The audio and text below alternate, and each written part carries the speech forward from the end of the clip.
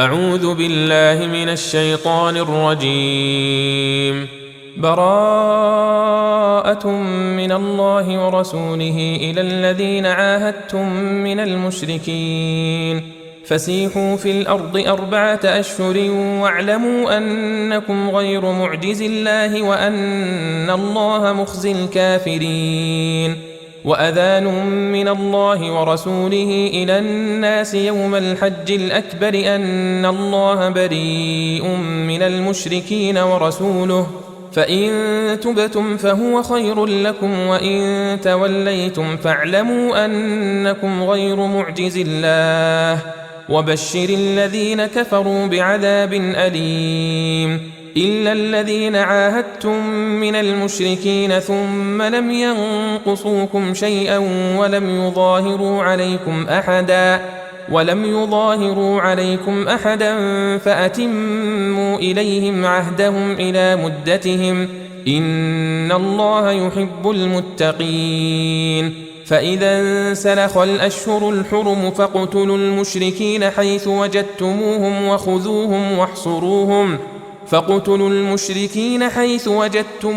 وخذوهم واحصروهم واقعدوا لهم كل مرصد. فإن تابوا وأقاموا الصلاة وآتوا الزكاة فخلوا سبيلهم إن الله غفور رحيم. وإن أحد من المشركين استجارك فأجره حتى يسمع كلام الله ثم أبلغه مأمنه ذلك بأنهم قوم لا يعلمون. كيف يكون للمشركين عهد عند الله وعند رسوله إلا الذين عاهدتم عند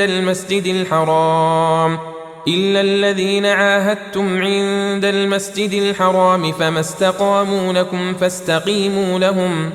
إن الله يحب المتقين. كيف وإن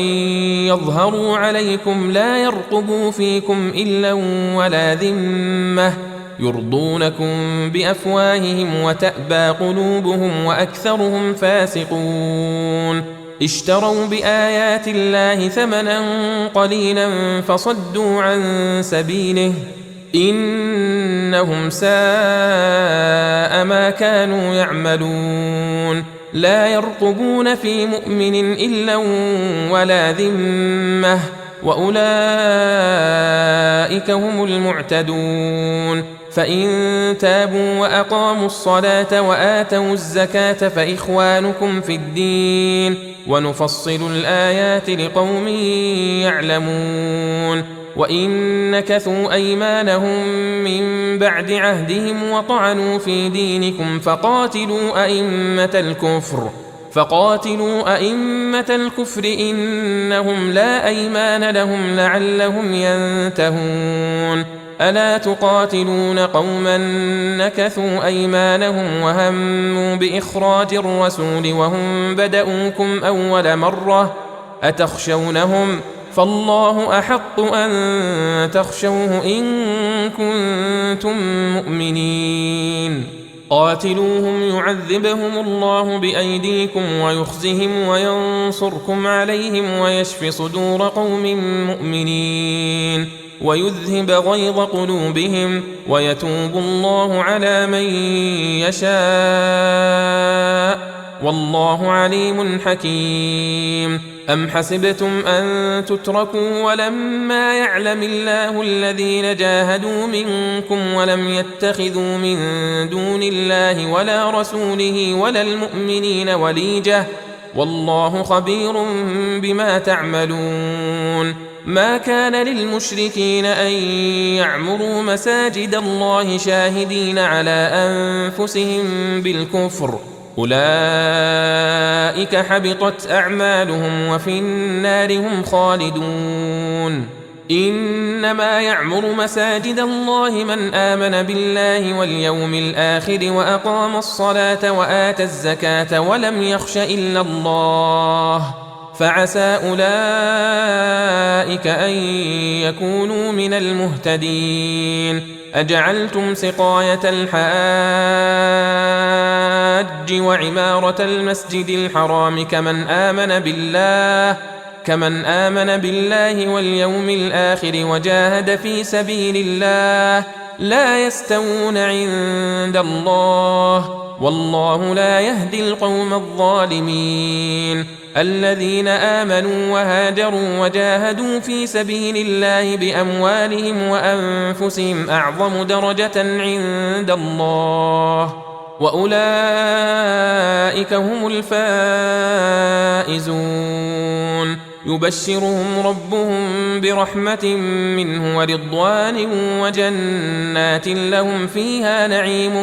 مقيم خالدين فيها أبدا إن الله عنده أجر عظيم. يا أيها الذين آمنوا لا تتخذوا آباءكم وإخوانكم أولياء إن استحبوا الكفر على الإيمان ومن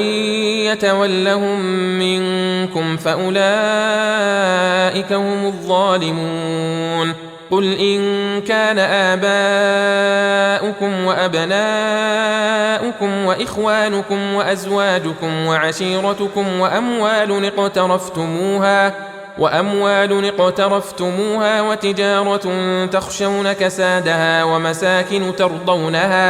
ومساكن ترضونها أحب إليكم من الله ورسوله وجهاد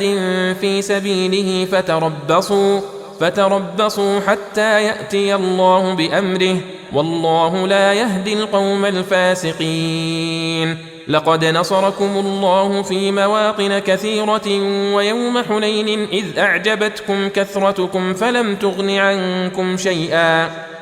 تغن عنكم شيئا وضاقت عليكم الأرض بما رحبت ثم وليتم مدبرين. ثم أنزل الله سكينته على رسوله وعلى المؤمنين وأنزل جنودا لم تروها وعذب الذين كفروا وذلك جزاء الكافرين. ثم يتوب الله من بعد ذلك على من يشاء والله غفور رحيم. يا أيها الذين آمنوا إنما المشركون نجس فلا يقربوا المسجد الحرام بعد عامهم هذا وإن خفتم عيلة فسوف يغنيكم الله من فضله إن شاء إن الله عليم حكيم. قاتلوا الذين لا يؤمنون بالله ولا باليوم الآخر ولا يحرمون ما حرم الله ورسوله ولا يدينون دين الحق من الذين أوتوا الكتاب حتى يعطوا الجزية عن يد وهم صاغرون. وقالت اليهود عزير ابن الله وقالت النصارى المسيح ابن الله ذلك قولهم بأفواههم يضاهئون قول الذين كفروا من قبل قاتلهم الله أنى يؤفكون. اتخذوا أحبارهم ورهبانهم أربابا من دون الله والمسيح ابن مريم وما أمروا إلا ليعبدوا إلها واحدا لا إله إلا هو سبحانه عما يشركون. يريدون أن يطفئوا نور الله بأفواههم ويأبى الله إلا أن يتم نوره ولو كره الكافرون. هو الذي أرسل رسوله بالهدى ودين الحق ليظهره على الدين كله ولو كره المشركون. يا أيها الذين آمنوا إن كثيرا من الأحبار والرهبان ليأكلون أموال الناس بالباطل ويصدون عن سبيل الله والذين يكنزون الذهب والفضة ولا ينفقونها في سبيل الله فبشرهم بعذاب أليم يوم يحمى عليها في نار جهنم فتكوى بها فتكوى بها جباههم وجنوبهم وظهورهم هذا ما كنزتم لأنفسكم فذوقوا ما كنتم تكنزون إن عدة الشهور عند الله 12 شهرا في كتاب الله يوم خلق السماوات والأرض منها 4 حرم ذلك الدين القيم فلا تظلموا فيهن أنفسكم وقاتلوا المشركين كافة كما يقاتلونكم كافة واعلموا أن الله مع المتقين إنما النسيء زيادة في الكفر يضل به الذين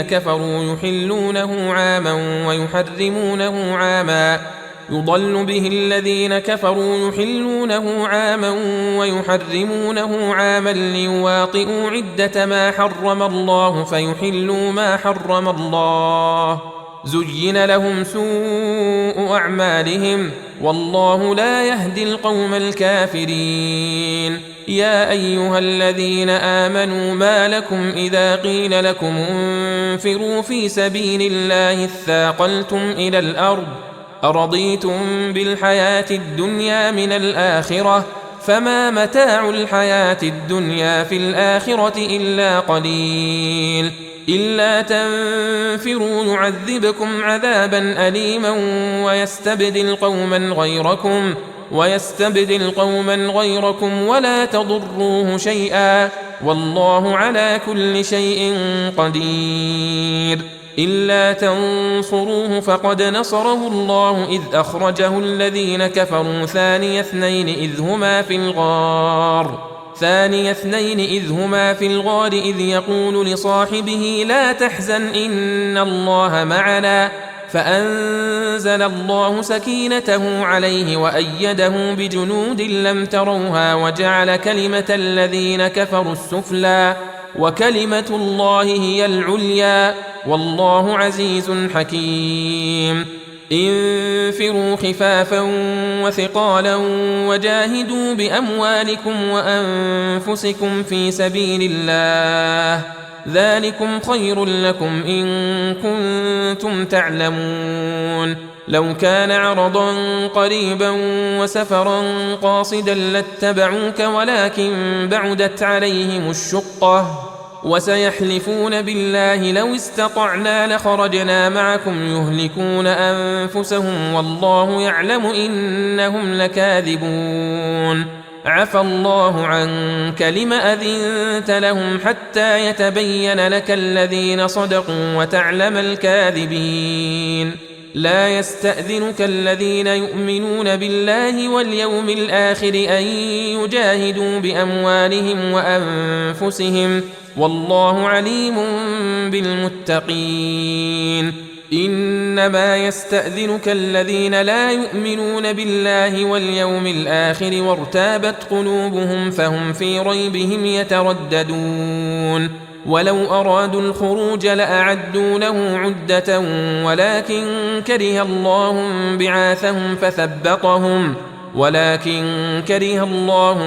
بعاثهم فثبطهم وقيل اقعدوا مع القاعدين لو خرجوا فيكم ما زادوكم إلا خبالا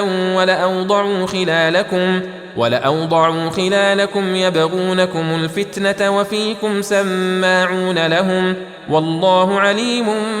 بالظالمين لقد ابتغوا الفتنة من قبل وقلبوا لك الأمور حتى جاء الحق وظهر أمر الله وهم كارهون ومنهم من يقول ائذن لي ولا تفتني ألا في الفتنة سقطوا وإن جهنم لمحيطة بالكافرين إن تصبك حسنة تسؤهم وإن تصبك مصيبة يقولوا قد أخذنا أمرنا من قبل ويتولوا وهم فرحون قل لن يصيبنا إلا ما كتب الله لنا هو مولانا وعلى الله فليتوكل المؤمنون قل هل تربصون بنا إلا إحدى الحسنيين ونحن نتربص بكم أن يصيبكم الله بعذاب من عنده أو بأيدينا فتربصوا إنا معكم متربصون قل أنفقوا طوعا أو كرها لن يتقبل منكم إنكم كنتم قوما فاسقين وما منعهم أن تقبل منهم نفقاتهم إلا أنهم كفروا بالله وبرسوله ولا يأتون الصلاة إلا وهم كسالى ولا ينفقون إلا وهم كارهون فلا تعجبك أموالهم ولا أولادهم إنما يريد الله ليعذبهم بها في الحياة الدنيا وتزهق أنفسهم وهم كافرون ويحلفون بالله إنهم لمنكم وما هم منكم ولكنهم قوم يفرقون لو يجدون ملجأ أو مغارات أو مدخلا لولوا إليه وهم يجمحون ومنهم من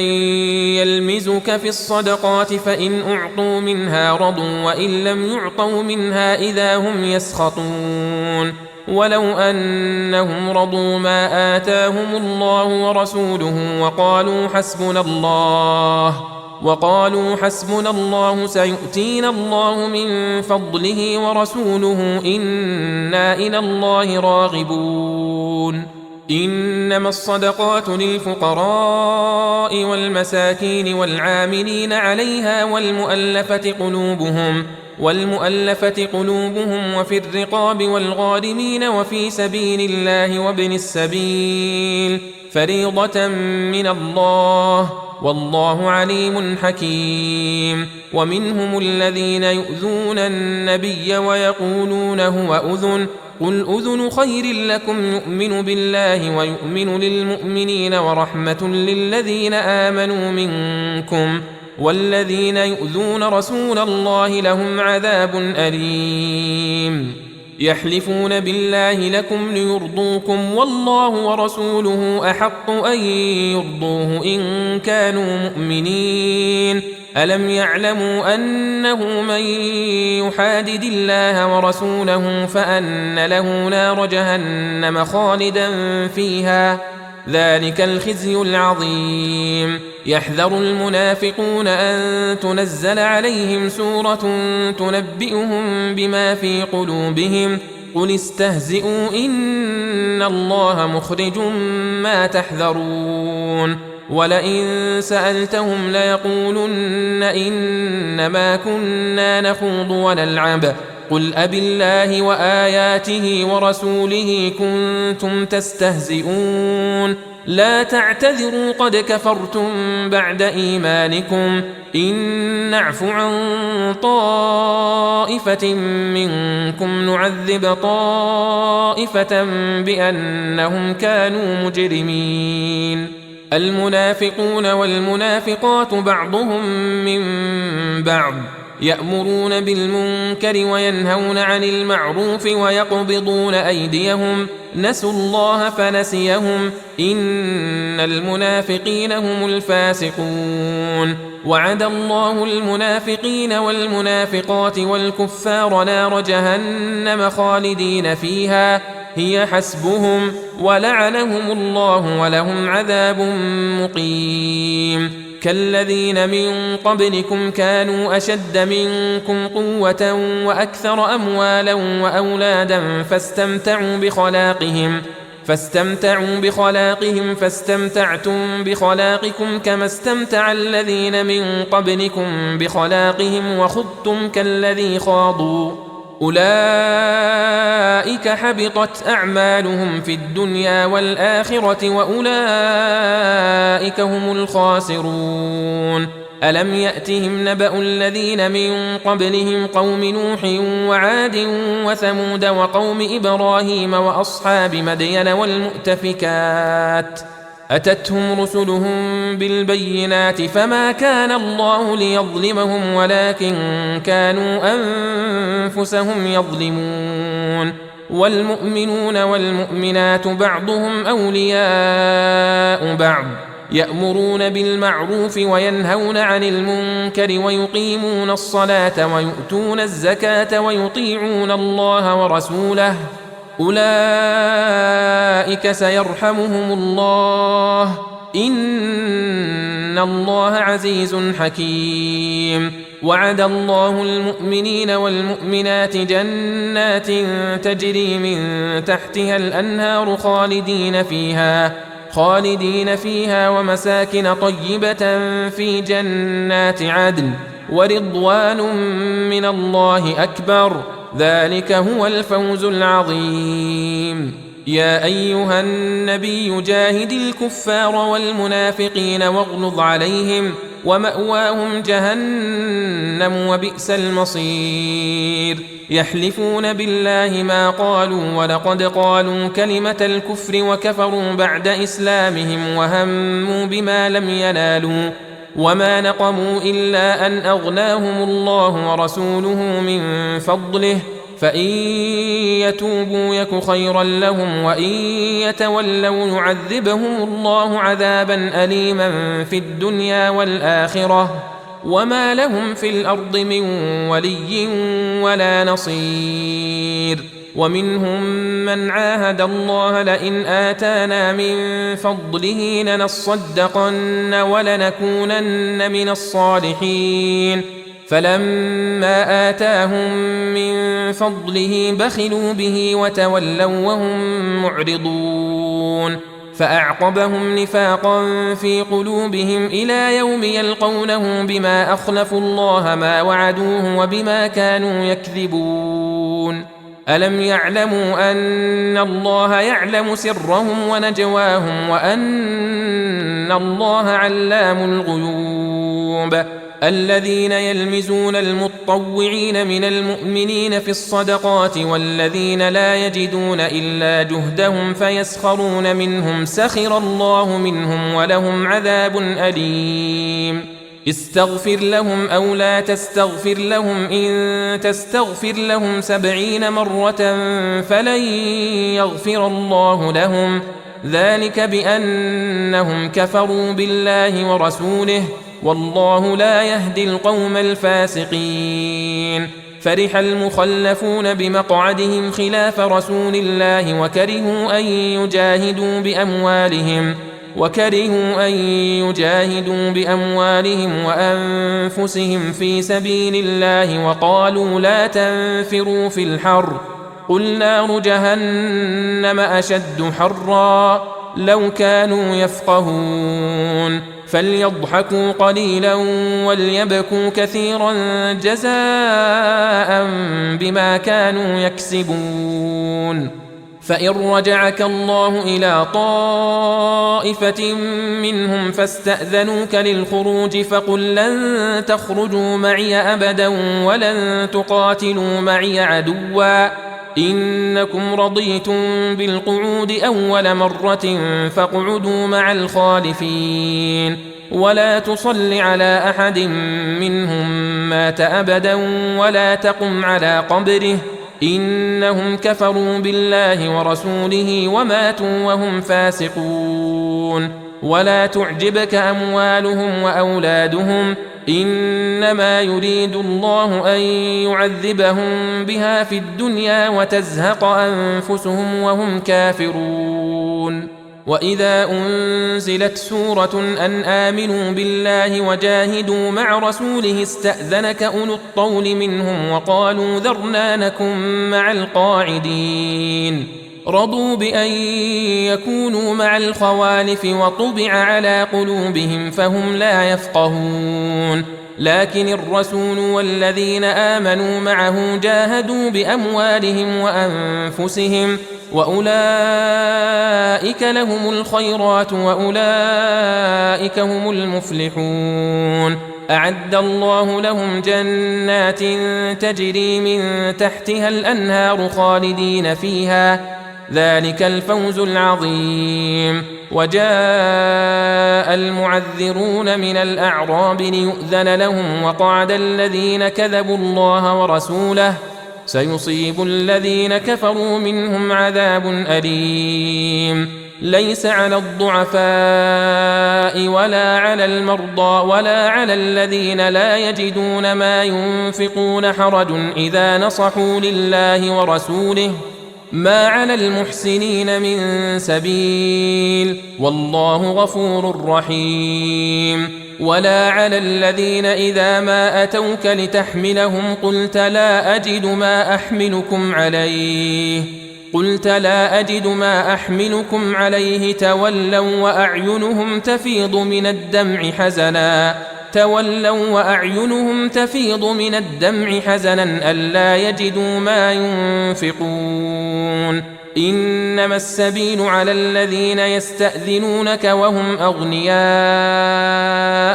رضوا بأن يكونوا مع الخوالف وطبع الله على قلوبهم فهم لا يعلمون. يعتذرون إليكم إذا رجعتم إليهم قل لا تعتذروا لن نؤمن لكم قد نبأنا الله من أخباركم وسيرى الله عملكم ورسوله ثم تردون إلى عالم الغيب والشهادة فينبئكم بما كنتم تعملون. سيحلفون بالله لكم إذا انقلبتم إليهم لتعرضوا عنهم فأعرضوا عنهم إنهم رجس ومأواهم جهنم جزاء بما كانوا يكسبون. يحلفون لكم لترضوا عنهم فإن ترضوا عنهم فإن الله لا يرضى عن القوم الفاسقين. الأعراب أشد كفرا ونفاقا وأجدر ألا يعلموا حدود ما أنزل الله على رسوله والله عليم حكيم. ومن الأعراب من يتخذ ما ينفق مغرما ويتربص بكم الدوائر عليهم دائرة السوء والله سميع عليم. ومن الأعراب من يؤمن بالله واليوم الآخر ويتخذ ما ينفق قربات عند الله وصلوات الرسول ألا إنها قربة لهم سيدخلهم الله في رحمته إن الله غفور رحيم. والسابقون الأولون من المهاجرين والأنصار والذين اتبعوهم بإحسان رضي الله عنهم ورضوا عنه وأعد لهم جنات تجري تحتها الأنهار خالدين فيها أبدا ذلك الفوز العظيم. وممن حولكم من الأعراب منافقون ومن أهل المدينة مردوا على النفاق لا تعلمهم نحن نعلمهم سنعذبهم مرتين ثم يردون إلى عذاب عظيم. وآخرون اعترفوا بذنوبهم خلطوا عملا صالحا وآخر سيئا عسى الله أن يتوب عليهم إن الله غفور رحيم. خذ من أموالهم صدقة تطهرهم وتزكيهم بها وصل عليهم إن صلاتك سكن لهم والله سميع عليم. ألم يعلموا أن الله هو يقبل التوبة عن عباده ويأخذ الصدقات وأن الله هو التواب الرحيم. وقل اعملوا فسيرى الله عملكم ورسوله والمؤمنون وستردون إلى عالم الغيب والشهادة فينبئكم بما كنتم تعملون. وآخرون مرجون لأمر الله إما يعذبهم وإما يتوب عليهم والله عليم حكيم. والذين اتخذوا مسجدا ضرارا وكفرا وتفريقا بين المؤمنين وإرصادا لمن حارب الله ورسوله من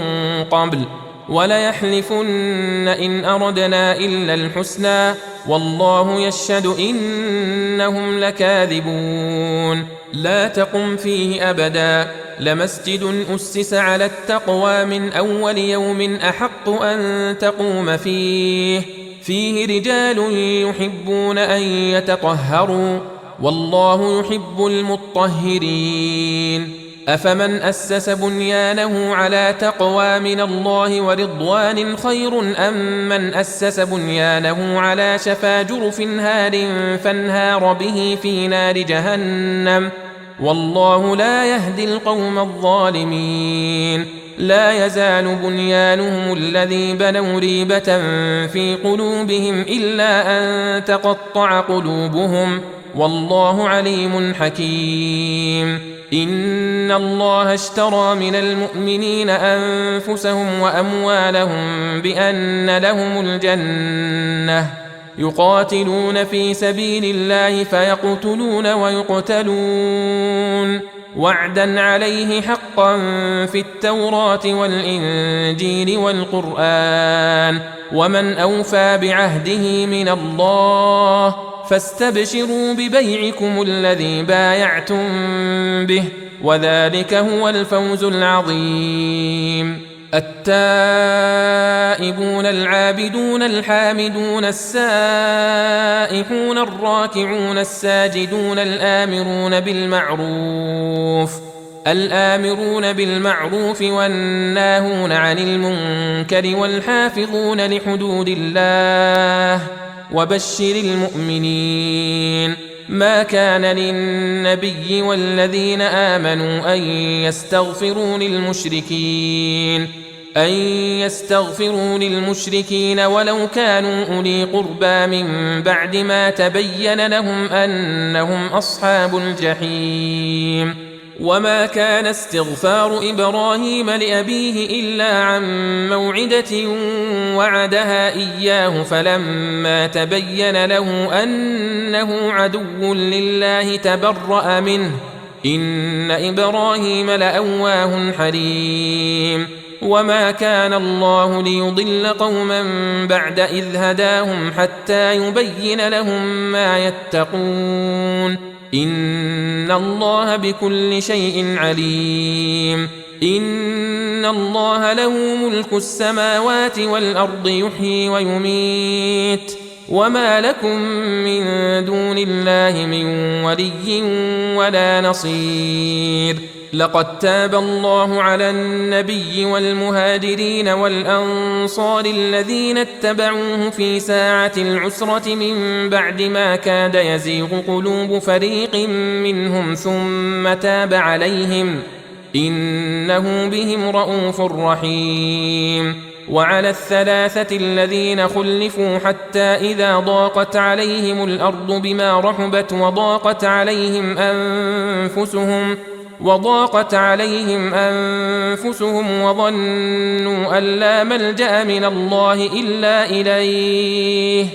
وظنوا أن لا ملجأ من الله إلا إليه ثم تاب عليهم ليتوبوا إن الله هو التواب الرحيم يا أيها الذين آمنوا اتقوا الله وكونوا مع الصادقين ما كان لأهل المدينة ومن حولهم من الأعراب أن يتخلفوا عن رسول الله ولا يرغبوا بأنفسهم عن نفسه ذلك بأنهم لا يصيبهم ظمأ ولا نصب ولا مخمصة في سبيل الله ولا يطؤون موطئا يغيظ الكفار ولا ينالون من عدو نيلا إلا كتب لهم به عمل صالح إن الله لا يضيع أجر المحسنين ولا ينفقون نفقة صغيرة ولا كبيرة ولا يقطعون واديا إلا كتب لهم ليجزيهم الله أحسن ما كانوا يعملون وما كان المؤمنون لينفروا كافة فلولا نفر من كل فرقة منهم طائفة ليتفقهوا في الدين ولينذروا قومهم إذا رجعوا إليهم لعلهم يحذرون يا أيها الذين آمنوا قاتلوا الذين يلونكم من الكفار وليجدوا فيكم غلظة واعلموا أن الله مع المتقين وإذا ما أنزلت سورة فمنهم من يقول أيكم زادته هذه إيمانا فأما الذين آمنوا فزادتهم إيمانا وهم يستبشرون وأما الذين في قلوبهم مرض فزادتهم رجسا إلى رجسهم وماتوا وهم كافرون أولا يرون أنهم يفتنون في كل عام مرة أو مرتين ثم لا يتوبون ولا هم يذكرون وإذا ما أنزلت سورة نظر بعضهم إلى بعض هل يراكم من أحد ثم انصرفوا صرف الله قلوبهم بأنهم قوم لا يفقهون لقد جاءكم رسول من أنفسكم عزيز عليه ما عنتم حريص عليكم بالمؤمنين رؤوف رحيم فإن تولوا فقل حسبي الله لا إله إلا هو عليه توكلت وهو رب العرش العظيم.